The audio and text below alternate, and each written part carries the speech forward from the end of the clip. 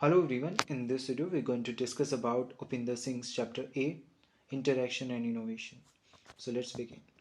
This a little bit about me. I've qualified UGC NET exam for assistant professor. I did my masters and bachelor's in history honors. Written several articles and book reviews. So let's discuss the introduction of the chapter. पहले तो ये समझिए कि ये chapter 200 BC से 300 C के बीच का time period cover करता है, जो कि बहुत बड़ा टाइम है relatively in history. And 200 BC मतलब बिफोर कॉमन एरा से 300 C यानी कि कॉमन एरा, ये इतना लंबा टाइम पीरियड कवर करता है. और इसके दरमियान जितनी भी डायनेस्टीज़ ने इंडिया को रूल किया, जैसे शुंगास, कुशानास, इंडो ग्रीक्स, सातवाहनास, वो सारी डायनेस्टीज़ उपिंदर सिंह मैम इस चैप्टर में कवर करती हैं. जैसा कि आपको चैप्टर के नाम से ही पता चला है, interaction and innovation. Upinder Singh ma'am इस चैप्टर के इंट्रोडक्शन में बताती हैं कि ये सेंचुरी या इस पूरे पीरियड के दरमियान या समय के ड्यूरिंग इन्वेजन्स होने लगे और इन्वेजन्स की फ्रीक्वेंसी बढ़ने लगी. तो बहुत इंटरेस्टिंग है जानना. इस चैप्टर का टाइटल भी ये जस्टिफाई करता है, इंटरेक्शन. इंटरेक्शन मतलब इन अ सेंस इंडियन सोसाइटी का इंटरेक्शन होना बाकी सोसाइटी से, जिसे मलिच शब्द से इस्तेमाल किया जाता है, यानी कि फॉरेनर्स. मिलिच शब्द इंडो ग्रीक्स के लिए भी इस्तेमाल किया जाता था, मुस्लिम्स के लिए भी इस्तेमाल किया जाता था, और उन सभी तमाम ट्राइब्स के लिए इस्तेमाल किया जाता था जो कि फॉरेनर्स थी, इंडिया में आई. जब भी इन्वेजन्स की बात की जाती है तो हमारे दिमाग में मोहम्मद गोरी, मोहम्मद गजनी या मुस्लिम इन्वेजन्स आते हैं. लेकिन इन्वेजन सिर्फ मुस्लिम इन्वेजन के रूप में ही नहीं आते हैं इंडिया में, बल्कि इससे पहले इंडो ग्रीक्स के इन्वेजन भी हम देखेंगे. कुशानास भी, जो कि एक चाइनीज़ ट्राइब थी, वो भी थ्रू इन्वेजन आती है इंडिया में. ईरान से भी काफ़ी ट्राइब्स आ रही हैं, पार्थियंस आ रहे हैं, वो सारी ट्राइब्स थ्रू इन्वेजन इंडिया में आ रही हैं. लेकिन इंटरेस्टिंग ये होता है कि ये इंटरेक्शन जो हो रहा है इंडियन सोसाइटी का विद फॉरेनर्स, वो फॉरेनर्स इंडियन सोसाइटी में एसिमुलेट हो जाते हैं और इनोवेट करते हैं. इनोवेशन इन अ सेंस ये चैप्टर जैसे जस्टिफाई करा अपने टाइटल को, इंटरेक्शन हुआ फॉरेनर्स का विद इंडियंस, जिन्हें इंडियंस के लिटरेरी टेक्स्ट में आप देखेंगे मलेश शब्द से रेफर किया गया. इन्हीं ट्राइब्स के आप इंडिया में आने के बाद ये एसिमुलेट कर देते हैं इंडियन सोसाइटी में. और हम देखते हैं इंडियन सोसाइटी में इनोवेशंस को, जैसे कि जितनी भी फॉरेनर ट्राइब्स इंडिया में आई, उन्होंने इंडियन सोसाइटी के कल्चर को एसिमुलेट किया, पॉलिटिकल इंस्टीट्यूशंस को कहीं ना कहीं एसिमुलेट किया. काफ़ी चीज़ें जैसे कि हम इंडो ग्रीक्स को देखेंगे, जो कि थे तो वैसे ग्रीक्स, लेकिन उन्होंने बलरामा, लॉर्ड कृष्ण जैसे डेटीज़ को अपने कॉइन्स पे, उनके कॉइन्स पे हम उनको देख पा रहे हैं. बाकी हम चाइनीज़ जैसे कि कुशानास हैं, वो डायनेस्टी भी इंडियन डेटीज़ को इवन कुशाना जो है वो फोर्थ बुद्धिस्ट काउंसिल ऑर्गेनाइज करते. तो ये सारी चीज़ें हमें दिखाती हैं कि किस तरह से फॉरेनर्स इंडिया में आए और एसिमुलेट करने लगे. इवन बहुत पहले जब मुस्लिम इन्वेजन्स हुए, तो उससे भी बहुत पहले की बातें हो रही. उपिंदर सिंह में बताती हैं इन्वेजन जो है इस वजह से हमारा जो पॉलिटिकल फोकस था वो मगध से अब नॉर्थ वेस्ट की तरफ शिफ्ट होने लगा. क्योंकि पहले कैपिटल जो थी, चाहे वो मौर्य एम्पायर हो या मगधा किंगडम हो, महाजनपदास की बात करें, तो कैपिटल जो थी वो मगधा की पाटलिपुत्रा थी. लेकिन अब वो कैपिटल शिफ्ट होने लगी वेस्टवर्ड. देखेंगे हम आगे डायनेस्टीज में कैसे हो रही हैं चीज़ें.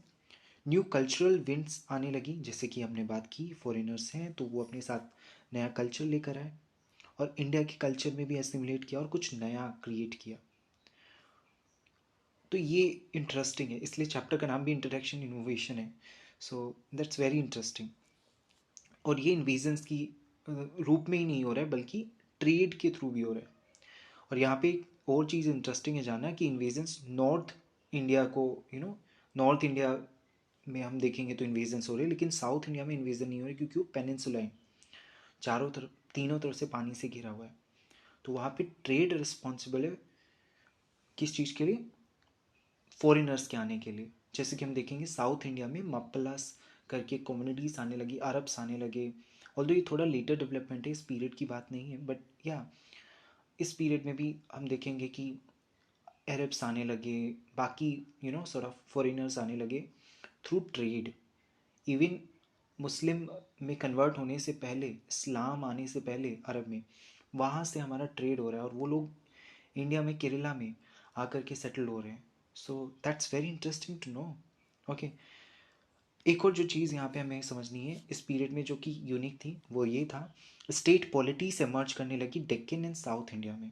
दैट्स वेरी इंटरेस्टिंग, क्योंकि इससे पहले अगर हम बात करें तो महाजनपदास या मौर्य एम्पायर के टाइम पर ये सारी political, social and economic developments north India में हो रही हैं, but not in south India.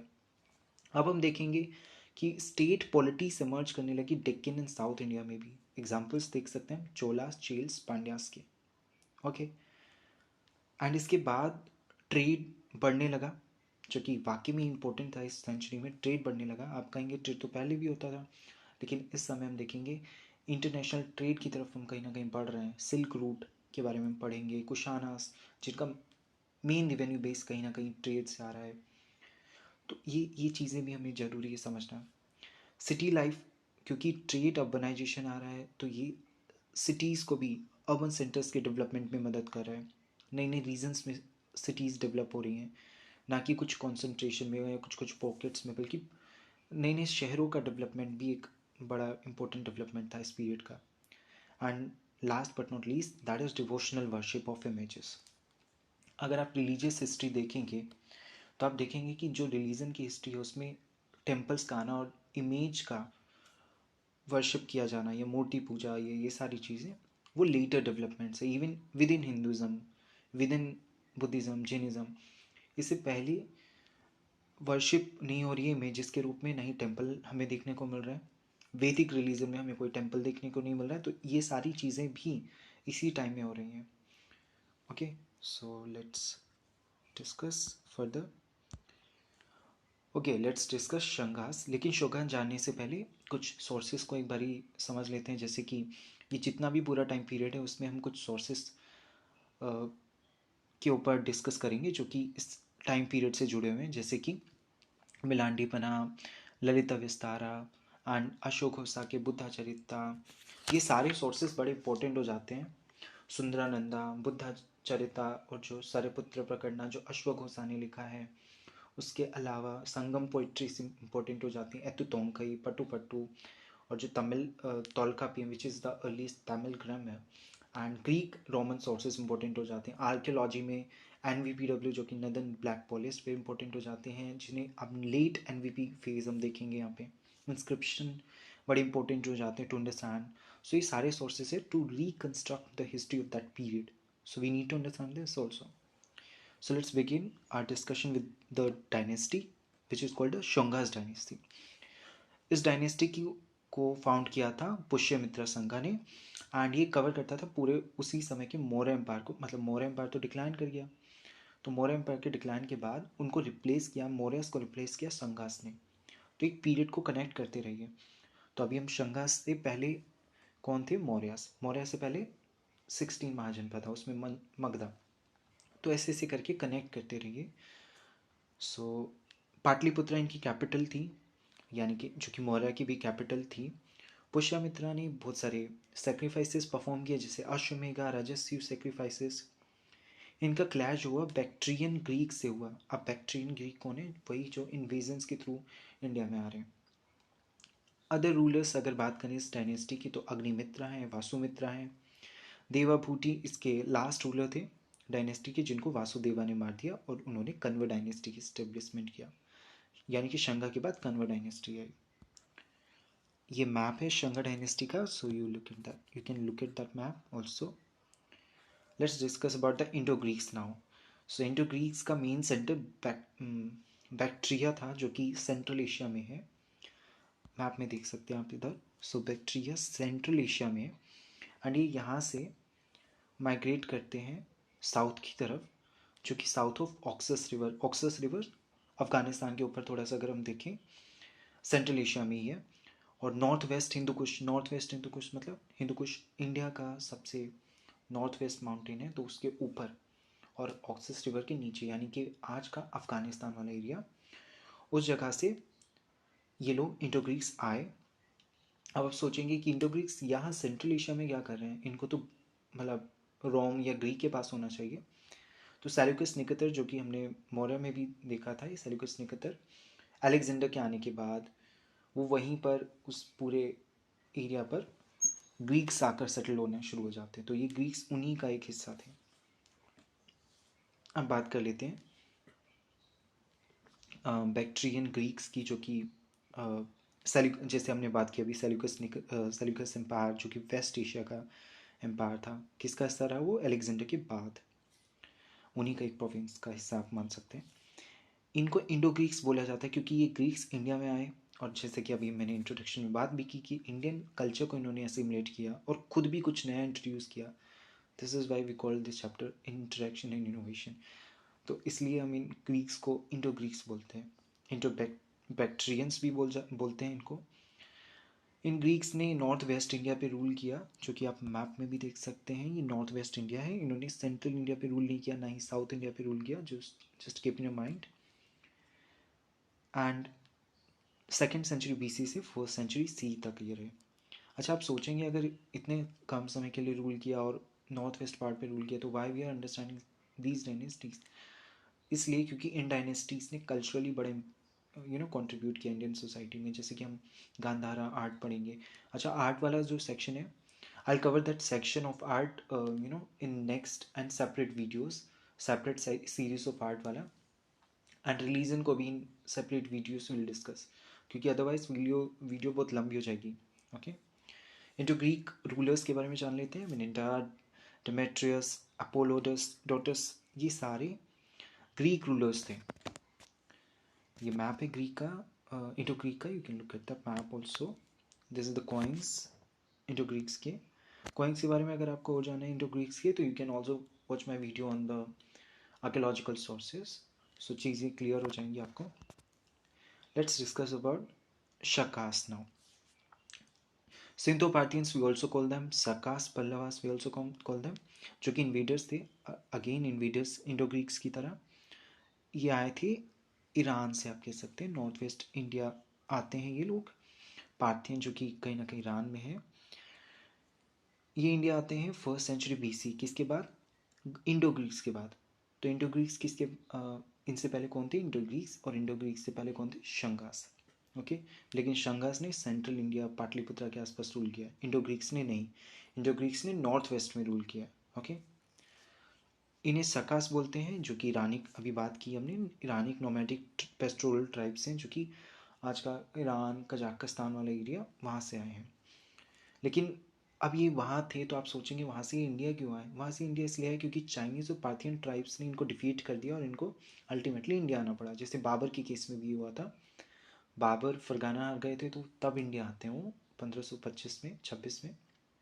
और पानीपत की बैटल में इब्राहिम लोदी को हराते। उसी तरह से ये लोग, आप कह सकते हैं शकास, जब ये डिफीट कर दिए गए चाइनीज़ पार्थियंस के द्वारा, उधर जहाँ से ये ट्राइब थी, ईरान से, कजाकिस्तान से, तो वहाँ से ये मजबूर होकर इंडिया में आए। ओके, इंस्क्रिप्शंस और कॉइन्स, इनको जान इन इस समय का अगर डायनेस्टी की हिस्ट्री को रिकंस्ट्रक्ट करना है, तो what are the major sources? That is inscriptions and coins.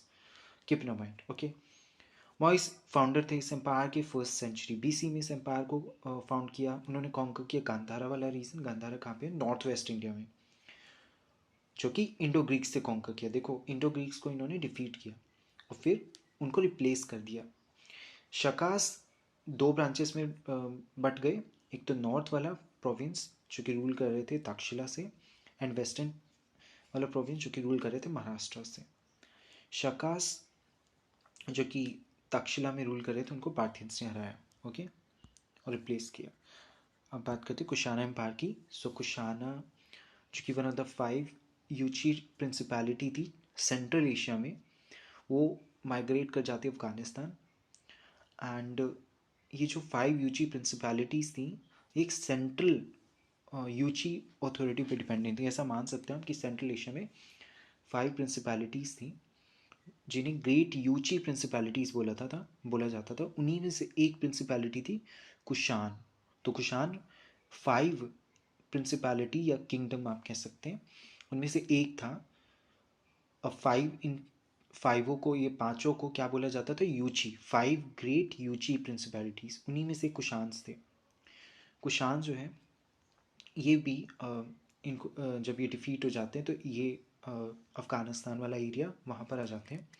इनमें से एक हैं जो कि म्योस जिन्हें बोलते हैं, वो कुशान रूलर, उन्होंने independent sort of principality established की, which is known as Kushan. ये चाइनीज़ pronunciation है, sorry for my wrong pronunciation. I don't know how to pronounce that in Chinese. Okay, so in second half इन्होंने empire को found किया in first century BC। Kujula that's very difficult to pronounce, yeah, Kujula कथीस।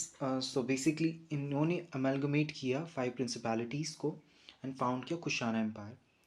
तो basically कथफिसिस जो first थे हमारे, इन्होंने ही सारी sort of 5 principalities को अमेलगमेट किया, आपस में मिलाया, और एक कुशाना एम्पायर, एक सेंट्रलाइज्ड कुशाना एम्पायर को फाउंड किया।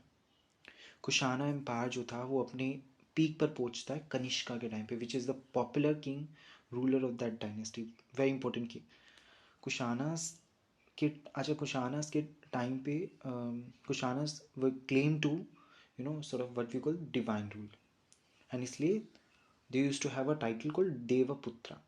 तो Devaputra, they use the title देवपुत्रा to claim divine rule। तो देविक एक sort of सिद्धांत के आधार पे ये रूल कर रहे थे, जिसमें ये क्लेम करते थे कि they are connected to god, कहीं ना कहीं ईश्वर से इनका नाता है।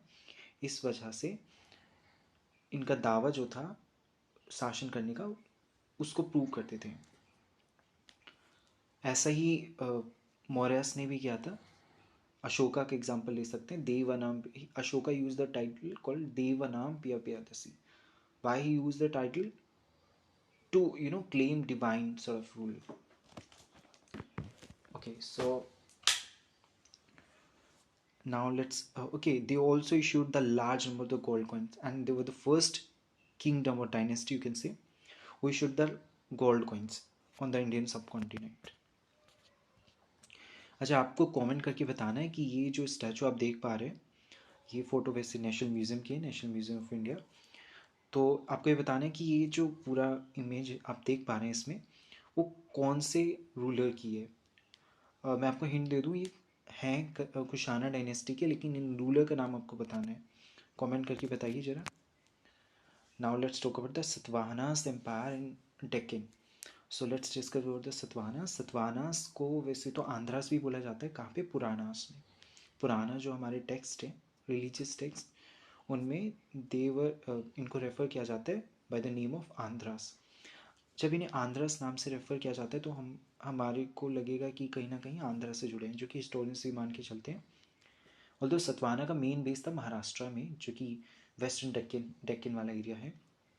बट जब इनको आंध्रा करके पुराणस में रेफ़र किया जाता है तो हिस्टोरियंस ये कंक्लूड करते हैं कहीं ना कहीं आंध्रा से इनका ओरिजिनेशन हुआ या ओरिजिन किया, और ये माइग्रेट करके वेस्टर्न डेक्कन में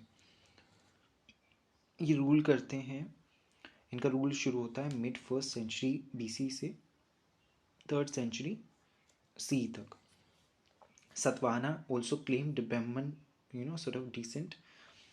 अब जो रूल्स होते हैं, द ब्राह्मणिकल नॉर्म्स जो थे, उस हिसाब से Kshatriya only can become the sort of ruler, but they were the Brahmins, so we have to understand this also। Simuka जो कि फाउंडर थे एम्पायर के, वो सक्सीड करते हैं कन्हा के द्वारा, सतकर्णी फर्स्ट के द्वारा। सतवानास और शका जो थे वो कॉन्फ्लिक्ट्स में रहते थे। शकास एंड सतवानास का कॉन्फ्लिक्ट क्लैश रहता था just because of the control of the ports. Shakas कहाँ से आए थे? From Iran. अभी हमने देखा ना शकास, तो शकास एंड सतवानास का क्लैश रहता था। हमने देखा था अभी शकास दो रूल सेंटर से रूल कर रहे थे। एक तो तक्षशिला जो कि नॉर्थ वेस्ट वाला एरिया है, आज का पाकिस्तान का इस्लामाबाद पेशावर वाला एरिया, एंड वेस्टर्न इनका हिस्सा भी था जहाँ पे महाराष्ट्र से रूल करे। तो महाराष्ट्र में इनका बॉर्डर टच होता था सतवाहना से, तो इसलिए क्लैश होता था इनका। सतवाहना जो है, गौतमीपुत्र सतकर्णी ने रिवाइव किया इस डायनेस्टी को। इनके टाइम पे हम देखते हैं ये पीक पे पहुँचे। तो आप कह सकते हैं Gautamiputra Satakarni was a important ruler जो कि सतवाहना डायनेस्टी के थे, और इनके टाइम पर सतवाहना एम्पायर अपने पीक पर पहुँचा। ये सतवाहना एम्पायर का map, you can look at the map also. Let's discuss the South Indian dynasties, Cheras, Cholas and Pandyas. Early historical period south India में शुरू होता है जनरली, जो मानकर चलते हैं हम 3rd सेंचुरी BC में. लगभग वही एरा जब मौर्य एम्पायर का डिक्लाइन हो रहा होता है. अर्ली किंगडम जो होते हैं, तमिलकम कौन सा एरिया है? Tirupati hills and southern most tip जो पेनिनसुला की, यानी कि आप मान सकते हैं तमिलनाडु का पूरा एरिया और थोड़ा southern Karnataka and southern Andhra Pradesh you can से, and also the Kerala. So southmost part of India, this is called the Tamilkam area. Cholas के बारे में डिस्कस कर लेते हैं. चोलास का जो कहीं ना कहीं एरिया था वो था कावेरी डेल्टा के आसपास एंड तंजौर वाला एरिया. इनकी कैपिटल थी उरैयूर. 2 कैपिटल्स हुआ करती थी, एक इनलैंड एक कोस्टल कैपिटल. तो inland capital was Uraiyur and the coastal capital was Puhar. So Puhar was their coastal capital and their emblem was tiger. Okay, keep in mind, Karikalla was a great Chola king, you can say, who defeated Chera and Pandya. This is something you need to understand. Let's discuss the Chera kingdom. So ये Kerala coast की बात, Kerala coast के आसपास इनका kingdom हुआ करता था. आप कह सकते हैं पूरा आज का केरला. और जब चोलास की बात करते हैं तो चोलास का क्या था, मद्रास का और चेन्नई का आसपास का एरिया, दिस इज वो इनका पूरा रूल करते थे उस जगह पर ये. अच्छा, चेरास की बात कर रहे थे. सो चेरास का एरिया था केरला कोस्ट के आसपास का and their emblem was bow. Okay, and तीर कह सकते हैं. एंड कैपिटल इनकी थी Karuvur. That's how to pronounce that word. Inland capital थी and Muchiri was the coastal capital of that. Earliest king जो थे इनके उदयनजेरल एंड नेदुनजेरल, जो इनके अर्लीस्ट इस डायनेस्टी के किंग हैं. पांड्यास की बात कर लेते हैं. सदर्न तमिलनाडु का एरिया, जो कि आज का कहीं ना कहीं रहेगा एकदम सदर्न तमिलनाडु का एरिया. एम्बलम इनका फिश था एंड कैपिटल वाज मदुरई, जो कि inland capital and Korkai was the coastal capital of the sort of Pandya kingdom. Early Kings तो थे वो नेदियोन, पल्शलई एंड बाकी किंग्स थे. Now discuss about the trade, guilds and crafts.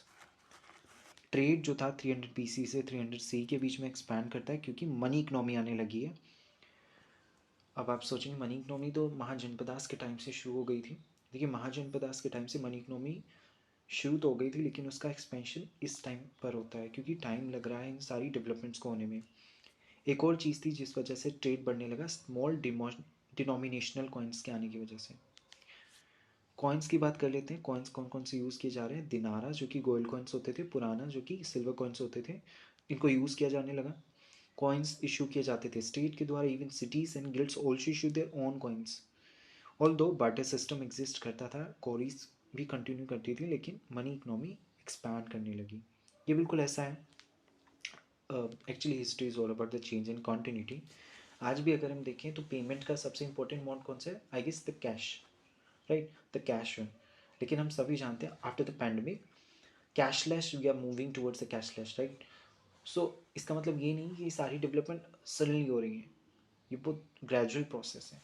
So just like this, in processes को होने में बड़ा टाइम लग रहा है, नए नए इन्वेंशन हो रहे हैं, वो चीज़ें एसिमुलेट करने में, जानने में, सीखने में, people taking time. Okay, and these development also are very slow and gradual.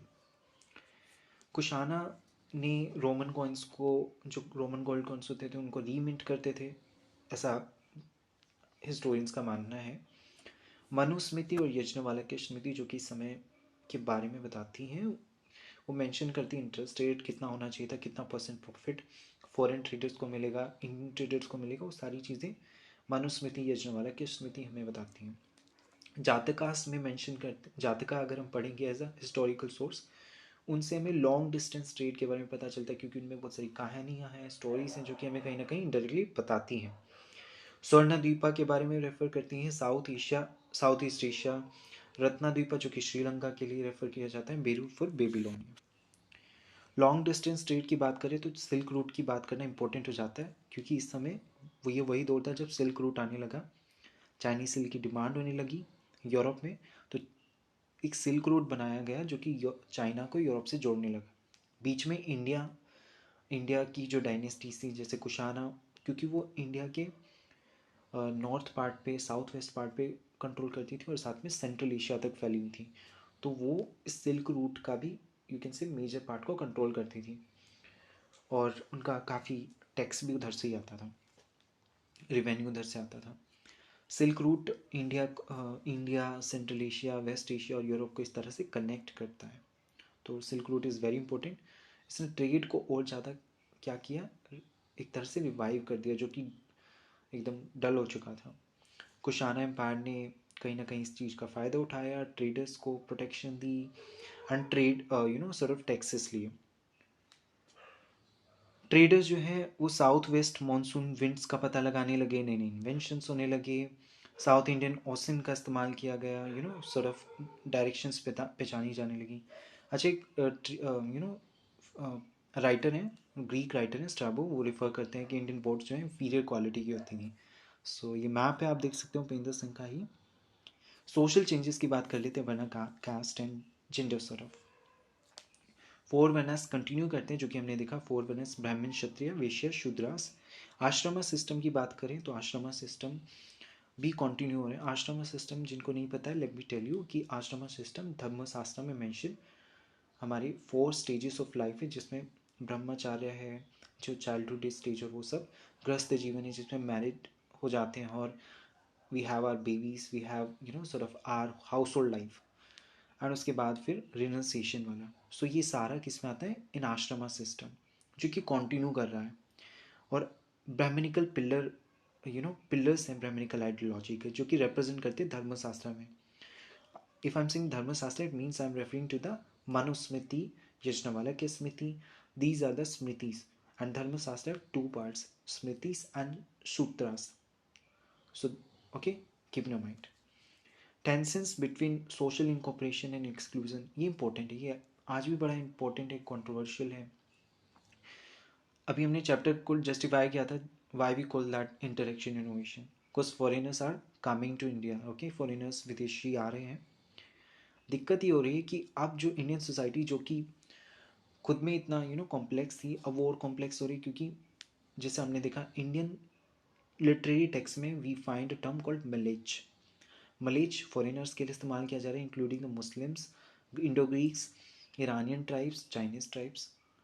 तो इनके इंडिया में आने से इनको वर्ना सिस्टम में कहाँ रखा जाएगा, this is the question. Okay, तो काफ़ी हम देखेंगे जैसे इनको एब्सॉर्ब कर लिया गया वर्ना सिस्टम में। यावना से एक टर्म इस्तेमाल की जाती है, यावना भी for used for the foreigners, but specifically to the Indo Greeks, जिनको इंक्लूड कर लिया वर्ना सिस्टम में। लेकिन एक्सक्लूजन जो कहीं ना कहीं हम देखेंगे, चंडालस के बारे में हम जानते हैं, चंडाल्स का मनुस्मृति मेंशन करते हैं किस तरह से चंडाल्स के साथ बिहेव किया जाना चाहिए, ट्रीट किया जाना चाहिए। Manusmriti mentions all the rules and regulations were the Chandalas, जिनको वर्ण सिस्टम से बाहर रखा गया। This is something we need to understand. Jati, lineage and occupation continue to be important, and jati determines your occupation and wealth and status in a society, and therefore it becomes the basis of the social identity in society. And अब आप सोचिए जाति को, जो कि आपका occupation, wealth और status बताती है सोसाइटी में, आप अगर चाहते हैं as a brahmanical sort of brahmanical, you can say the society was too brahmanical, too patriarchal, and इसी सॉर्ट ऑफ ब्राह्मणिकल आइडियोलॉजी को मेंटेन करने के लिए एंडागमी को प्रोपोगेट किया गया। यानी कि इंटरवर्ना मैरिजेस नहीं होंगी, इंटरकास्ट मैरिजेस नहीं होंगी, इंटर रिलीजियस मैरिजेस नहीं होंगी, आप अपनी ही कौम या अपनी ही सॉर्ट ऑफ नस्ल से शादी करेंगे, जिससे प्योरिटी एंड पॉल्यूशन का जो कॉन्सेप्ट था वो प्रोपोगेट किया गया। So this is something we need to understand. Heredity elements आने लगे ऑक्यूपेशन में। Many people argue that varnas are not based on sort of birth, it's based upon the occupation. Actually, Varna was based on heredity. Upinder Singh mentioned that sort of these, sort of the even that book argues hereditary elements. We find the hereditary जो कि birth का basis था. We find heredity means birth. On the basis of birth, you are determining the status, you are determining the occupation, the wealth of an individual in a society. So we need to understand this also, na? Yeah. This is about the okay. These were the pics I just clicked from the Nation Archive. Okay. National Museum, sorry. Let's discuss the Manusmriti. So Manusmriti praises and reveals both the women and emphasize the husband's control over his wife and her property.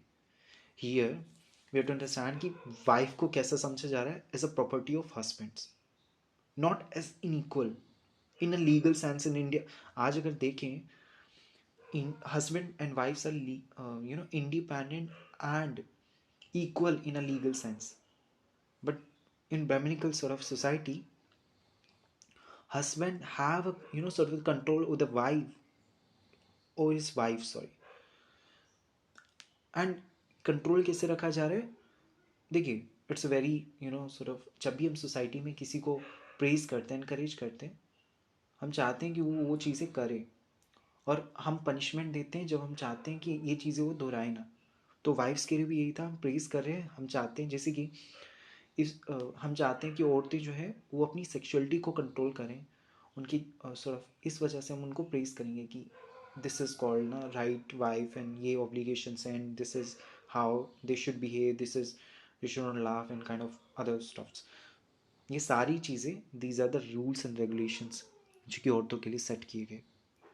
Manusmriti में, यज्ञवल्क्य की Smriti, they refers, they majorly talks about it. Restrictions बढ़ने लगे उनकी sexuality पे. लेकिन आप सोचेंगे why the in Brahmanical society people are more concern about the sexuality of women, just because क्योंकि वेल्थ पर जो एक्यूमुलेशन, वेल्थ का जो एक्यूमुलेशन हो गया with in a few hands, उसको मेंटेन करने के लिए आपको औरत की सेक्सुअलिटी को कंट्रोल करना पड़ेगा.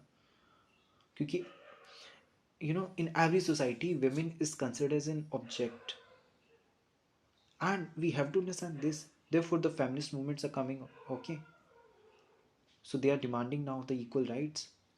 Okay, let's discuss here. Great emphasis on chastity and pre-puberty marriages. Manusmriti mentions कि menstruation का जो blood, even हर एक menstruation कहीं ना कहीं killing है एक baby का. This is the exactly they mentions that, it means, इस वजह से मनुस्मृति बोलती है कि जो menstruation है जो कि 12 से 13 साल की उम्र में एक लड़की को शुरू होते हैं, उसके पहले एक लड़की को शादी करा देनी चाहिए. अगर ऐसा नहीं कराते हैं तो उनके जो फादर होते हैं उनको वो सिन इनकर कर रहे हैं. दिस इज कहीं ना कहीं स्मृति बताती है भ्रूण हत्या और एक menstruation, every menstruation means the killing of embryo. तो therefore they emphasize on pre puberty marriages. Okay, or we call the Bal Vivaह. And उसके बाद in modern India we're going to discuss about in 1891 the acts, consent age and kind of others controversies there. So that's very interesting to understand. I hope that you like the video. If you like the video, please hit the bell icon and subscribe the channel. Like the video again. Thanks very much for watching the video.